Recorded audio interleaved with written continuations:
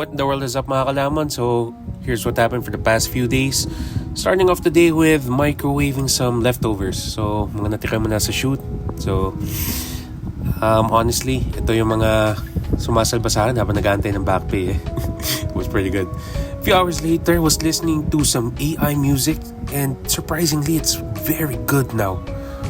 Nung ako ay lumabas, madami mga umuwi papuntang probinsya, so I hope everybody got to their destination safe. Ako naman, tumuwid sa kabila dahil kasi paggabi, ngayon tayo magagala. Yes sir. Been waiting for around 15 minutes na wala pa rin dumadating na bus kahit yung papatang Ayala or Wanayala. You're one of the two. Kasi natin. Holiday traffic. It's a little bit harder than usual to get to your destinations.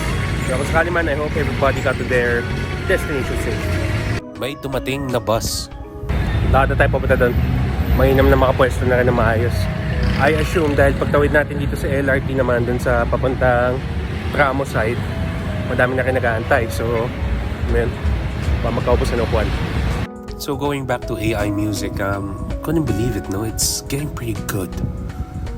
And